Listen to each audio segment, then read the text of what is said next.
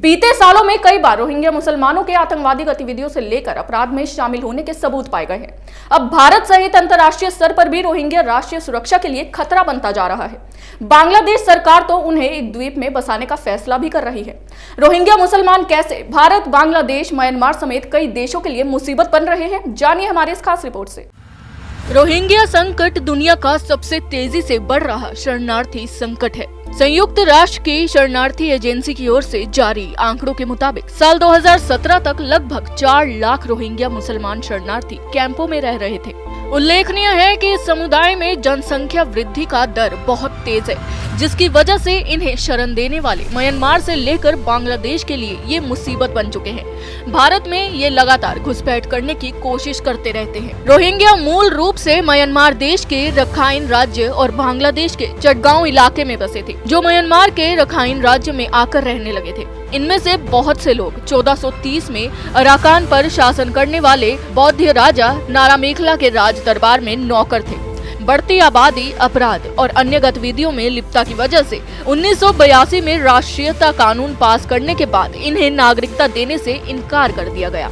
भारत सरकार ने साल 2017 में संसद में बताया था कि भारत में 14,000 से अधिक रोहिंग्या रह रहे हैं। ये वह संख्या है जो संयुक्त राष्ट्र शरणार्थी एजेंसी से पंजीकृत है। यद्यपि सहायता एजेंसियों का अनुमान है कि देश में करीब 40,000 रोहिंग्या रह रहे हैं। म्यांमार सरकार की ओर से करवाई गई जनगणना रिपोर्ट के अनुसार रखाइन की कुल आबादी 21 लाख थी। इसमें उन्होंने 10 लाख रोहिंग्या को शामिल नहीं किया था। रखाइन से पलायन कर इन्होंने थाईलैंड, बांग्लादेश में शरण लिया। इतना ही नहीं, इन्होंने भारत में भी घुसपैठ की कोशिश की थी। भारत के हैदराबाद, हरियाणा, जम्मू कश्मीर, राजस्थान और दिल्ली के कई अन्य इलाकों में रोहिंग्या मुसलमान बसे हुए हैं। बंगाल, कर्नाटक और तमिलनाडु में भी इनकी कुछ संख्या मौजूद है। आतंकवादी गतिविधियों से लेकर अपराधों में इनकी लिप्तता के लगातार सबूत मिल रहे हैं। बांग्लादेश के तट से 60 किलोमीटर की दूरी पर भाषण चौर द्वीप मौजूद है। रोहिंग्याओं को यहां बसाने के लिए बांग्लादेश सरकार $350 मिलियन की लागत से एक शहर विकसित कर रही है, जहां 1 लाख शरणार्थियों को बसाया जा सके। बांग्लादेश की प्रधानमंत्री शेख हसीना अंतर्राष्ट्रीय मंच पर कह चुकी हैं कि रोहिंग्याओं की वजह से कॉक्स बाजार में हिंसा, ड्रग और मानव तस्करी के मामले बढ़ने लगे हैं। इसी तरह म्यांमार के स्टेट काउंसलर आंग सान सूची ने भी कहा कि रोहिंग्या आतंकी हमलों में शामिल है। रोहिंग्या समूहों ने म्यांमार में हमले करवाए हैं।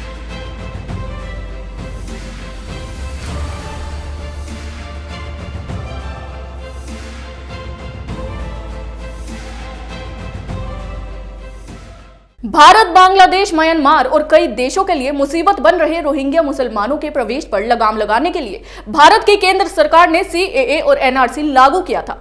लेकिन विपक्ष ने भारतीय अल्पसंख्यकों को, खासकर मुस्लिम वर्ग को इस कानून के खिलाफ जमकर गुमराह किया। लेकिन अब सच्चाई पर से पर्दा उठना शुरू हो गया है।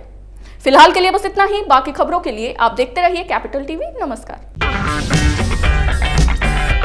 अगर आपको हमारा वीडियो पसंद आया हो तो इसे लाइक करें, हमारे चैनल को सब्सक्राइब करें और हाँ, बेल आइकन दबाना ना भूलें, ताकि आप तक हमारे वीडियो की नोटिफिकेशन पहुंचती रहे। आप अपना सुझाव हमें कमेंट बॉक्स में दे सकते हैं। हमारे साथ जुड़ने के लिए शुक्रिया।